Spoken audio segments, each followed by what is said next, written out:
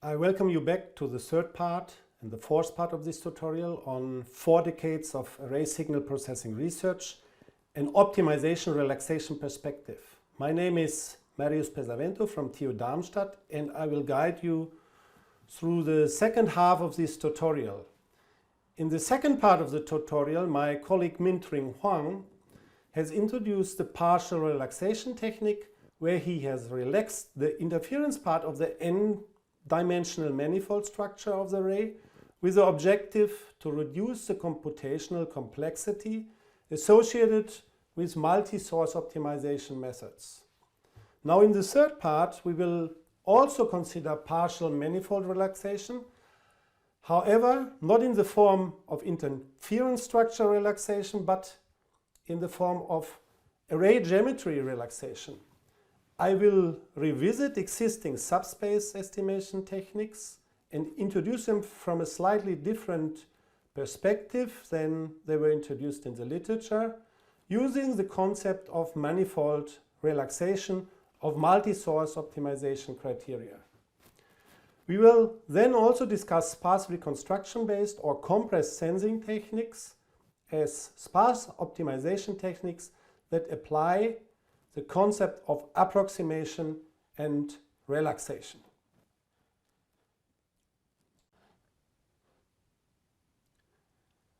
So we will first consider the popular Esprit algorithm. Esprit stands for estimation of signal parameters via rotational invariance, and Esprit is applicable in the case of shift invariant arrays.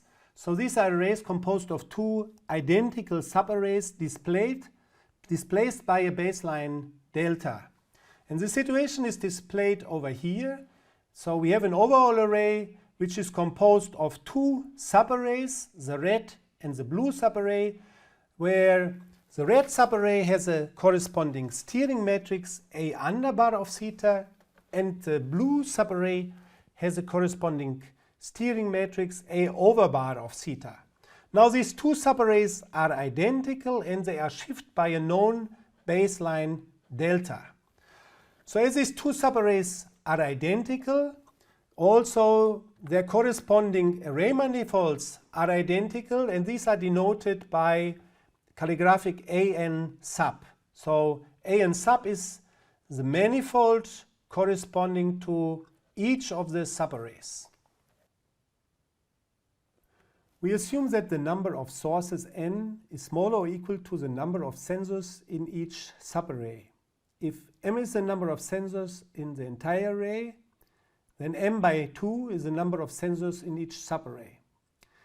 The steering matrices of the 2 subarrays, that is A underbar and A overbar, both belong to the same manifold AN sub, and they only differ in the position of the reference sensors. Hence their relation can be expressed as given here.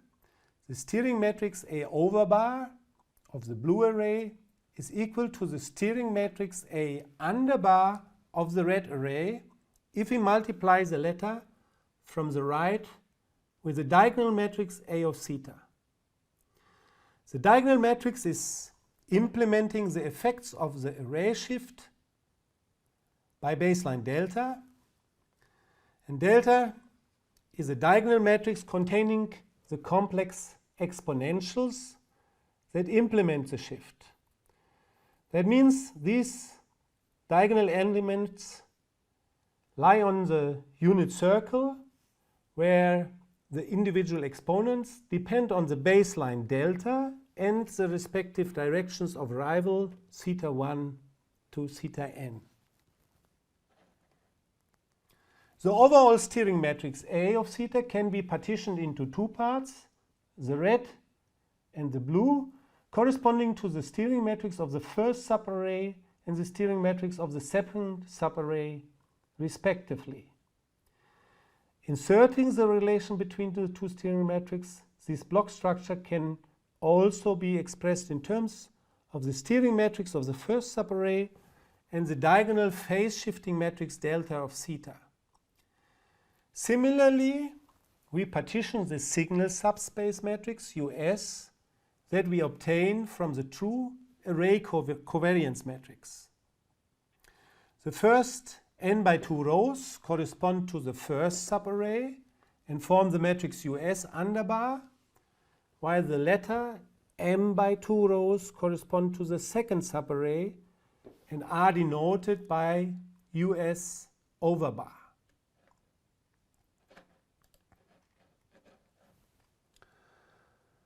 In this tutorial, we introduce the Esprit algorithm, more precisely the less well-known totally square Esprit, from an optimization relaxation perspective. Hence, we will introduce totally square Esprit in the context of a subspace matching technique with partial manifold relaxation. Towards this goal, recall that the steering matrix A of theta for the true source directions and the corresponding exact signal subspace matrix US obtained from the true covariance matrix both span the same subspace, that is the signal subspace. Thus there exists a non-singular matrix K such that A of theta multiplied with K from the right equals US.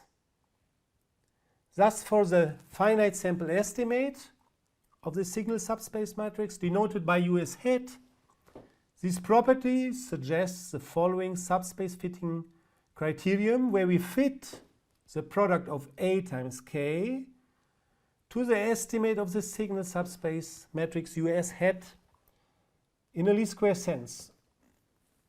We minimize this subspace fitting function with respect to the matrix K, which is an arbitrary complex matrix, and with respect to the steering matrix A, which belongs to a highly structured manifold denoted by calligraphic A sub n as defined by this set over here, where we observe the shift invariant block structure in the characterization of the steering matrix.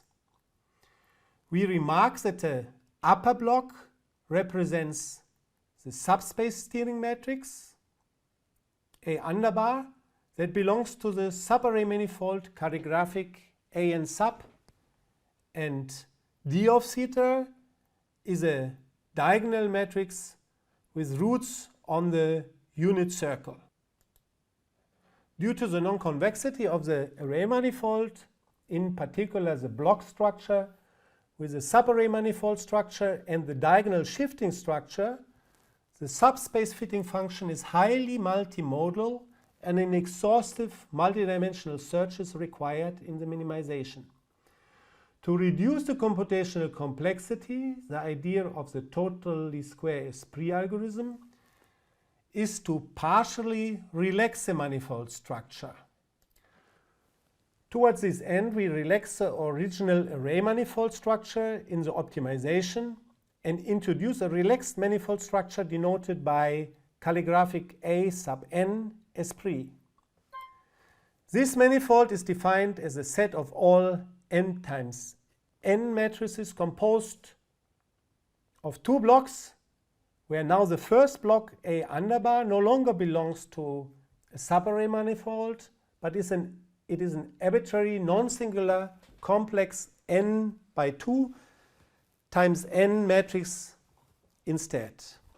Similarly, in the second block of the matrix D is also a diagonal matrix as in the original manifold, but the diagonal elements are no longer restricted to lie on the unit circle.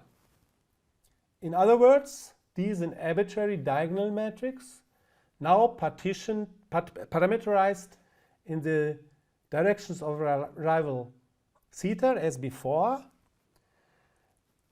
which are the parameters of interest, and in the radii R1 to Rn, which are of no particular interest.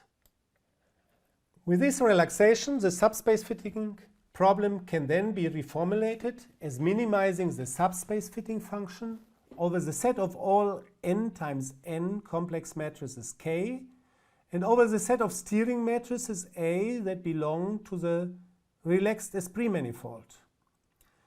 Now inserting the block structure of the signal subspace matrix US hat and employing the block structure of the relaxed steering matrix, we arrive at the second line where we minimize the matching function with respect to an arbitrary complex n by 2 times n matrix A underbar, an arbitrary complex n times n matrix K, and an arbitrary diagonal matrix D.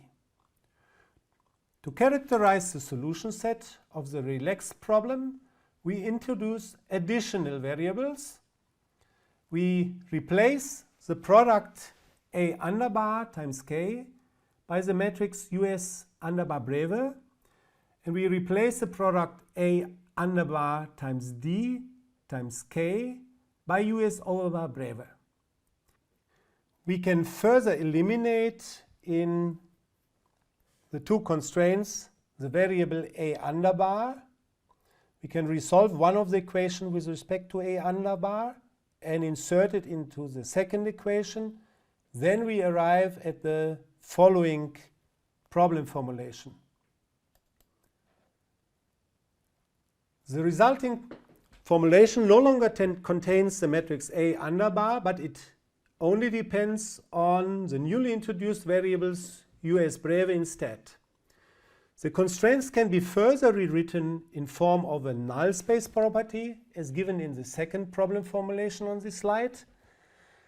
In this form, the constraint states that any feasible solution for the concatenated matrix US breve must lie in the null space of the matrix on the right side of the product, that is, the matrix K inverse times D times K stacked over the negative identity matrix.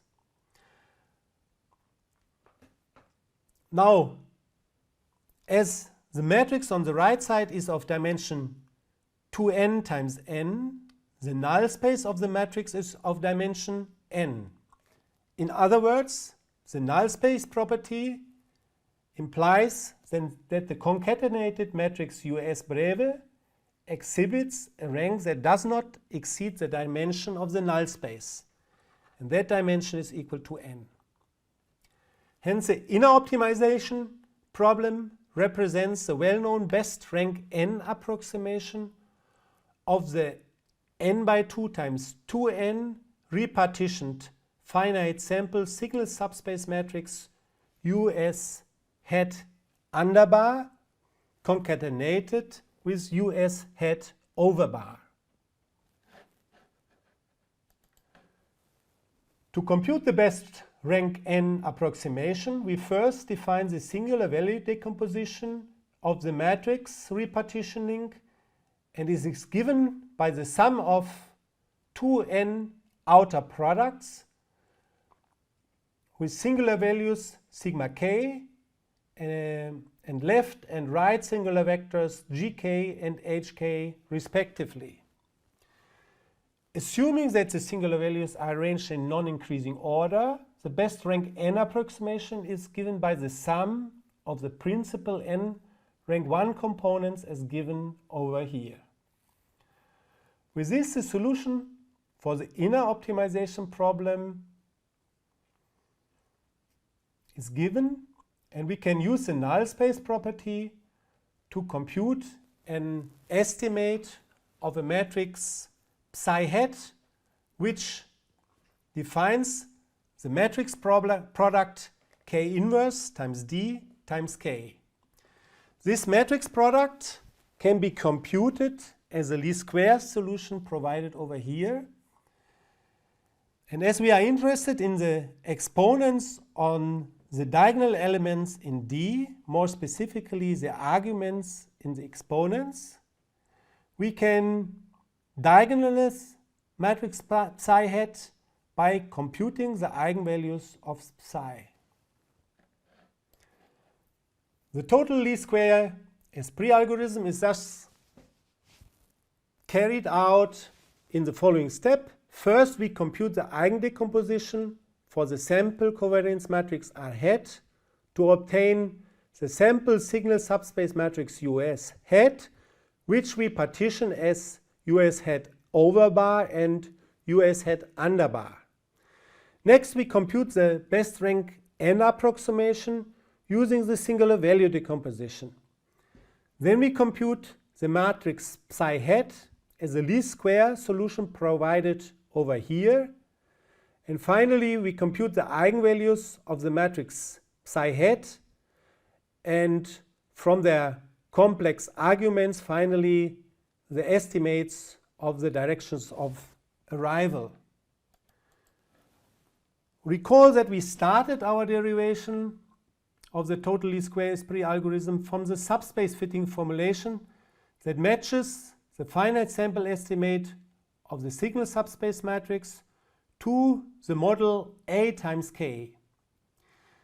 If we start from a slightly different subspace fitting formulation where we actually apply a weighting with the inverse of the matrix K, that is, we use the formulation in the second problem, then interestingly, we will arrive at the conventional least square esprit algorithm.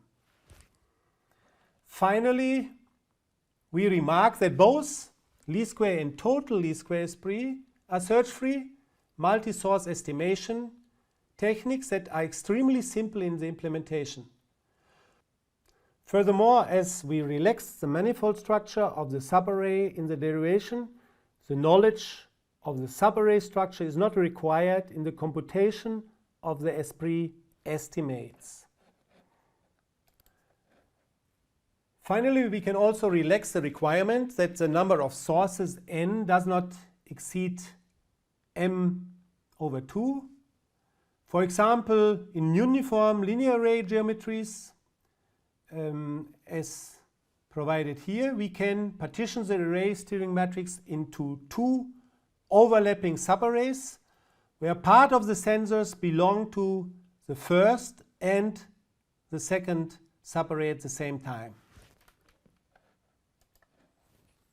For example, we can define matrix A underbar as a subarray steering matrix containing the first m-2 sensors, and A overbar as a subarray steering matrix containing the last m-1 sensors. Closely related to the problem of DOA estimation in shift invariant arrays is the problem of DOA estimation in partly calibrated arrays. In the esprit algorithm for shift invariant arrays, we have relaxed the subarray manifold structure. Hence, the subarrays in the esprit algorithm can be arbitrary and unknown. In the following, we consider partly calibrated arrays composed of multiple subarrays where we assume each subarray to be perfectly calibrated, but we assume the inter-subarray displacements to be unknown. The situation is displayed in the figure over here, where we characterize the sensor positions by assuming that the phase references of each subarray lie in the first sensor.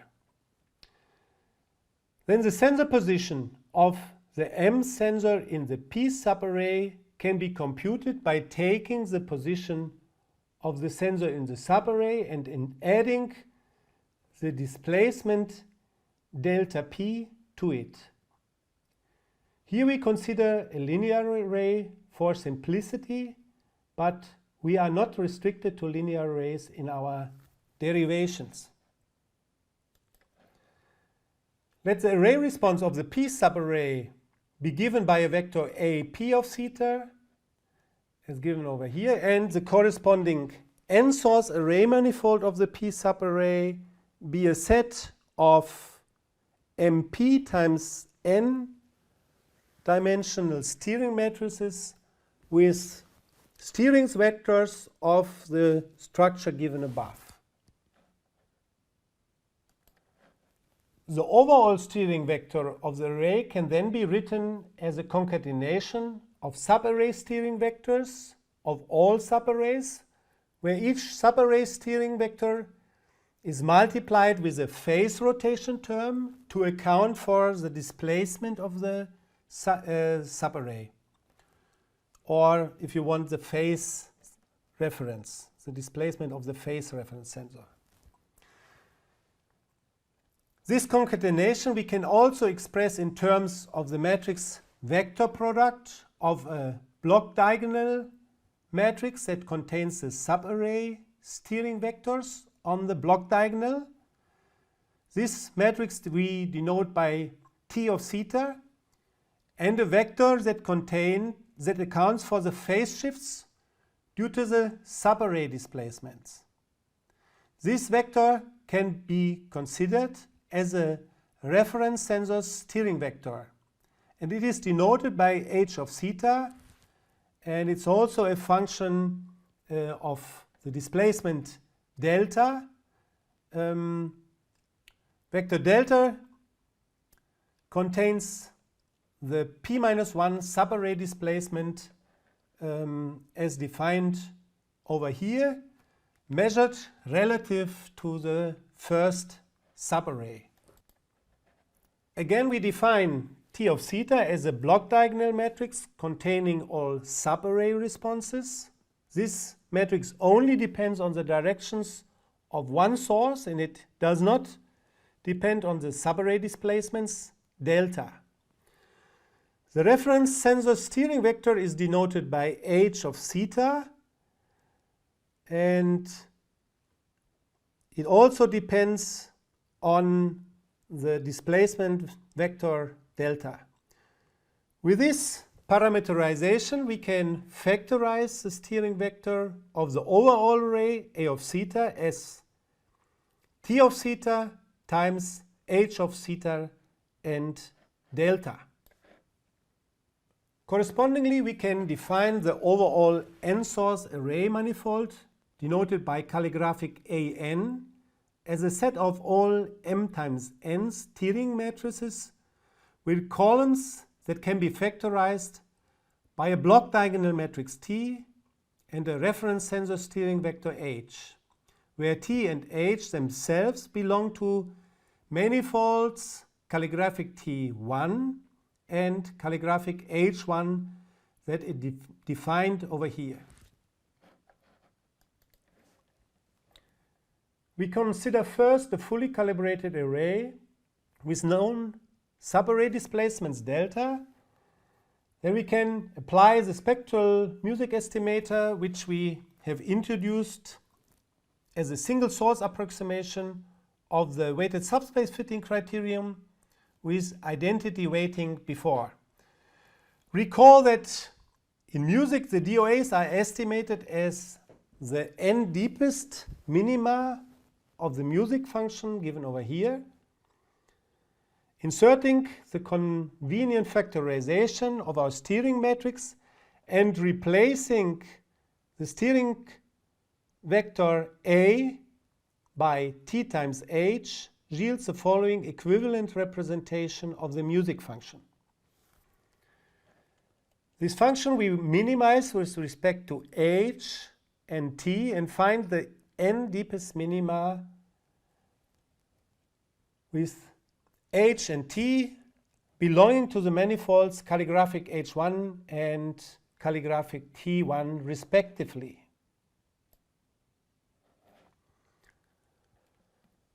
The problem that appears is that the subarray displacements in the partly calibrated array are unknown in practice. Therefore, the reference sensor steering vector H depends on both the displacements delta and the DOAs. A simple spectral search is therefore not possible, and a p-dimensional search is required instead. We search for the directions of arrival of a single source and additionally p-1 subarray displacement parameters. Furthermore, ambiguities may exist in the reference steering vector. Different displacements may yield the same steering vector. Yeah? However, we remark that the subarray response matrix T of theta is independent of the displacements, and that's a property that we can use in the following. The idea of the rank reduction short rare algorithm is to relax the structure of the reference steering vector h and to replace steering vector h of theta and delta that belongs to the manifold calligraphic H1 by an unstructured vector C in the complex space with the same norm being equal to P. However, we maintain the manifold structure of the subarray response matrix T of theta that does not depend on the subarray displacements delta. Hence, we introduce a relaxed or partially relaxed array manifold calligraphic AN over bar as a set of all steering matrices A with columns that can be factorized as a matrix T times an arbitrary vector C, where T belongs to the manifold calligraphic T1 and C is an arbitrary norm P complex vector. Inserting the relaxed steering vector into the optimization problem yields the modified function given here that we minimize over the relaxed manifold. So we minimize with respect to T and C. The advantage of the relaxation is that it separates the minimization with respect to C from the minimization with respect to T. In other words, we can first minimize with respect to C as an inner optimization problem and then find the n deepest minima with respect to the structured manifold matrix T. The inner optimization problem can be solved in closed form.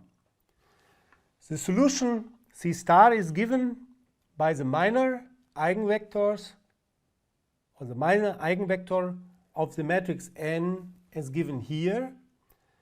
That is an eigenvector corresponding to the smallest, the zero eigenvalue. Inserting this solution back into the objective, we obtain the rare criterion that only depends on the source DOA. So hence we can employ a spectral search to find the directions of arrival. The rare function is the smallest eigenvalue of the rare matrix M that we have defined. Instead of computing the smallest eigenvalues, we often use the determinant of the rare matrix, which also vanishes at the true source location in the asymptotic case of large signal-to-noise ratio or a large number of snapshots. Often computing the determinant is easier than computing the eigenvalues. The matrix M is of dimension P times P, so the number of subarrays. If P is larger than N, the number of sources, we can apply the Schur complement and use an equivalent reformulation with a rare matrix of dimension M times M, for which we can either compute the minor eigenvalue or also evaluate the minima of the determinant.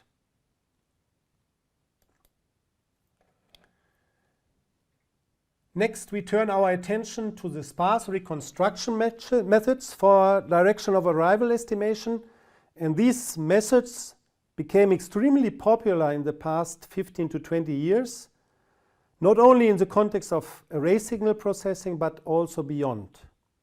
Sparse reconstruction methods, often also referred to as compressed sensing techniques, are based on our underlying model assumption that the number of sources in the field of view is comparably low as compared, for example, to the number of sensors in the array. DOA estimation methods developed under the framework of sparse representation have specific benefits. For example, they do not explicitly require prior knowledge of the number of sources. And they are known also to perform well in the case that the sample size is low, and also in the case of correlated sources. However, they also have some severe drawbacks. For example, they suffer from estimation biases. The basic idea of sparse representation techniques can be explained as follows. To avoid the difficulty of the multidimensional multimodal optimization of a non-convex manifold, AN, we can sample the field of view over a fine grid of k candidate DOAs, denoted with theta tilde.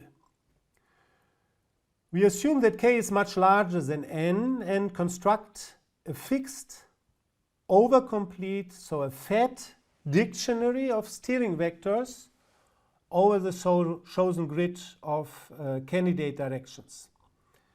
We assume for simplicity that the true sources lie on the grid of DOAs, so on our sampling grids, hence we avoid the off-grid error problem. This assumption can be relaxed. There are many methods that are either devoted to this problem, or we also know so-called gridless sparse representation methods. Having defined the dictionary A tilde, we can rewrite our multiple measurement signal model in the following form given over here, where we introduce an extended signal waveform matrix F tilde that is in extended form of the signal waveform matrix S or of the fitting matrix F that we used before. The extension is of the kind that the matrix has an extended row dimension that matches the column dimension of the sensing matrix A tilde. For the ideal model with the true sources on the grid, the matrix F tilde is a row sparse matrix.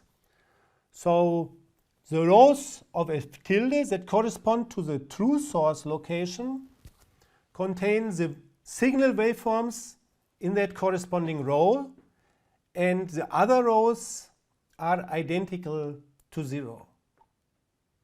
We call the matrix F tilde a row sparse matrix. Defining the rows of a k times t matrix F tilde as F1 tilde underline to Fk tilde underline, we first define the vector of row norms by stacking the individual p norms of all k rows on top of each other. For our row sparse matrix F tilde, we obtain a sparse vector as given over here. Then we can introduce the mixed norm of the matrix F tilde as a q norm of the row p norm vector.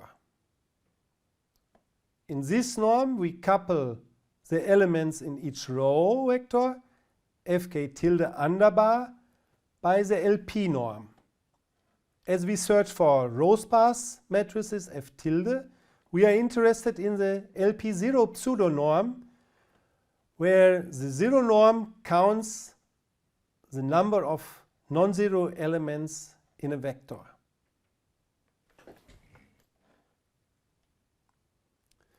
With this definition of the mixed norm, we turn our attention to the least square fitting problem introduced before, where we match our measurements x to our model.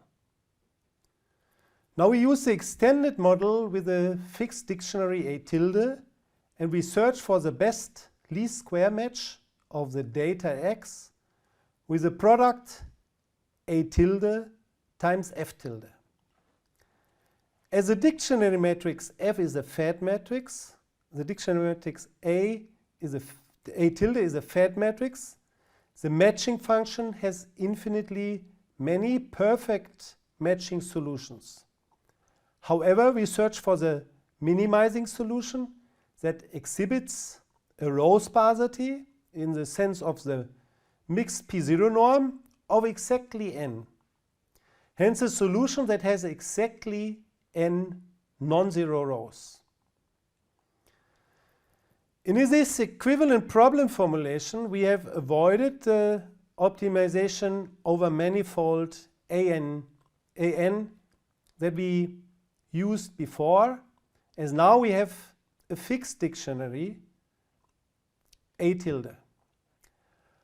However, the LP0 norm constraint is still a non-convex and combinatorial constraint, and we need to search over the set of all n row sparse matrices in practice, which is equally difficult.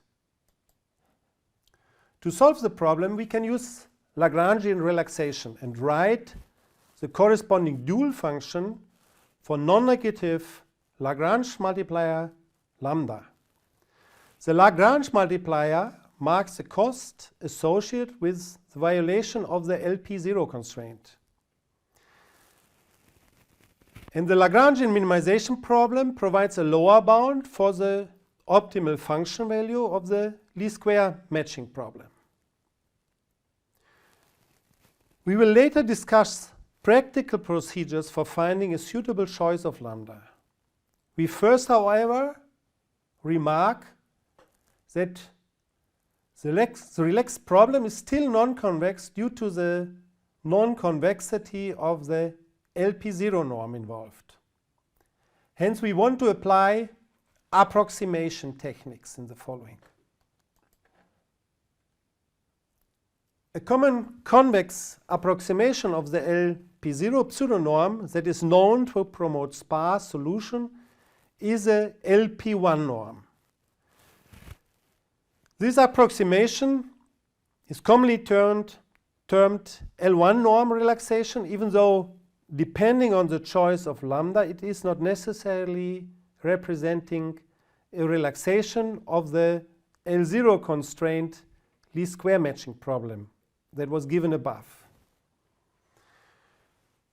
We speak of, formally we speak of relaxation when the lower bound property is satisfied, so when the optimal function value of the relaxed set is lower or equal to the optimal function of the original set. Here this lower bound property may not necessarily hold. With the L1 relaxation and dropping constant terms, the least square matching for fixed lambda results in a mixed LP1 norm regularized least square problem as given over here. This problem has first been studied by Malyotov, and it is commonly referred to as a multiple snapshot mixed norm regularized problem. The problem is convex even though the function is not differentiable everywhere, and it can be solved efficiently, for example, using standard convex optimization interior point solvers. If we look at the optimization problem, we note that for a large number of snapshots T or a large number of candidate directions K, the problem becomes intractable. One way to cope with this issue is to use L1 SVD. That means we take the principal T left singular vectors of T in the matching. However, this is associated with performance losses.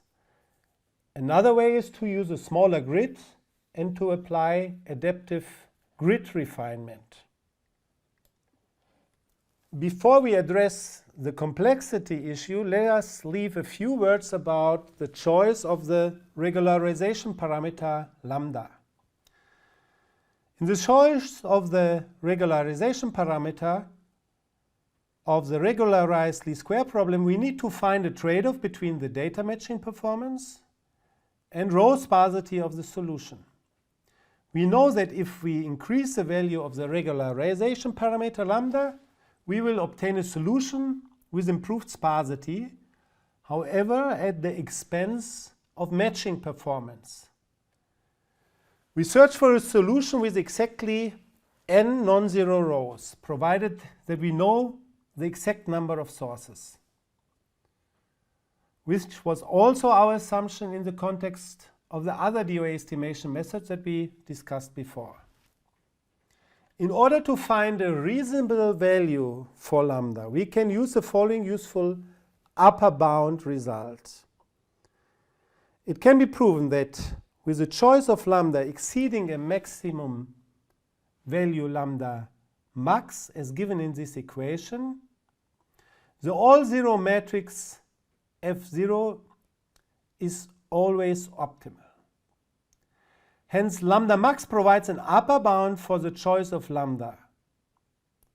With this upper bound, the bisection algorithm can be used to find the smallest value of lambda n min for which an n-row sparse solution matrix is obtained.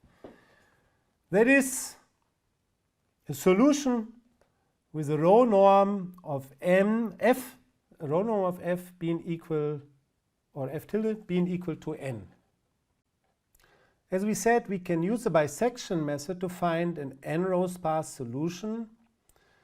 Then we obtain DOAs from the support of the row sparse matrix f tilde hat. That are the directions in the dictionary that correspond to the index of the non-zero rows of our estimated matrix f tilde. The situation is depicted in this diagram for a regularization parameter chosen as lambda equal to 1.82, and where we display the row norm representation versus the corresponding angle in the dictionary. However, this choice of lambda, despite the fact that it yields an n-sparse solution, may not necessarily be the preferable choice. For example, if the value of the regularization parameter lambda is large, it introduces a bias in the solution as it puts high emphasis on the sparsity regularization and less emphasis to the data-dependent matching term. And this results generally in a bias. To reduce the bias, we may want to reduce the value of the regularization term. For example, in the considered example, we reduce the value of lambda from 1.82 to a value of 0.88. In this case, the solution becomes less row sparse. We see, however, that non-zero rows around the true source rows emerge. However, in this case, instead of directly using the support, we consider the n largest maxima in the row norm representation that we see here. So we consider this as a spectrum and we search for the largest peaks of the spectrum to obtain the direction of arrival estimates. We return our attention to the complexity issue that we raised before. The problem dimension of the mixed norm regularized least square problem increases with the number of snapshots t. To reduce the complexity, the sparse row norm reconstruction, short Sparrow formulation, has been proposed. This formulation is given over here. We minimize the trace of an inverse of AG A Hermitian plus lambda identity multiplied with the sample covariance matrix R, and we add the trace of the matrix G, where the non-negative k times k diagonal matrix G is the optimization variable. We remark that this optimization problem is equivalent to the original regularized least square problem in the optimization sense. Hence, the solution of both problems are related through a one-to-one mapping. Given a solution G of the Sparrow problem, we can easily compute a corresponding solution F of the original problem through the relation that is given over here. And reversely, the value of the optimal solution on the main diagonal of G are simply the row norms of the solution matrix F for the original problem. The Sparrow reformulation exhibits some interesting properties. The dimension of the problem does not depend on the number of observations, so snapshots t. Instead of k times t complex variables in the mixed norm formulation, there are only k real-valued and non-negative variables in the Sparrow reformulation. Furthermore, the Sparrow formulation only depends on the data through the sample covariance matrix, which is a sufficient statistic for the direction estimation problem. Hence, the row sparsity pattern of the solution is entirely encoded in the finite sample covariance matrix. Only if you want to compute the optimal row sparse solution matrix F tilde, then the knowledge of the measurement matrix X is required. It can be shown that the Sparrow reformulation, despite the inverse involved in it, is a convex problem, and it can be solved efficiently for large-scale problems with a block coordinate descent implementation. For moderate dimensions, the Sparrow formulation can be reformulated as a semi-definite program. There exist two equivalent semi-definite program formulations that are preferable in different scenarios. If the number of snapshots t is exceeding the number of sensors, so that is called the oversampled case, we use the first formulation where we replace, or if you want upper bound, the inverses in the cost function by the matrix UM, and in this case we have an affine objective and additionally the upper bound constraint. Then we employ Schur's theorem to obtain a semi-definite constraint. The second formulation is preferable in the undersampled case where the number of samples is less or equal to the number of sensors m. In this case, we can replace the sample covariance matrix in the objective by the product x times x Hermitian, and use the property of the trace that we can cyclically shift the arguments in the trace of the product. Then we upper bound x Hermitian times the inverse times x to obtain an affine objective again. And then again we employ Schur's theorem to obtain a semi-definite program. Both semi-definite programs can be efficiently solved using standard interior point solvers. We study simulation results for the Esprit algorithm and the sparse representation algorithm.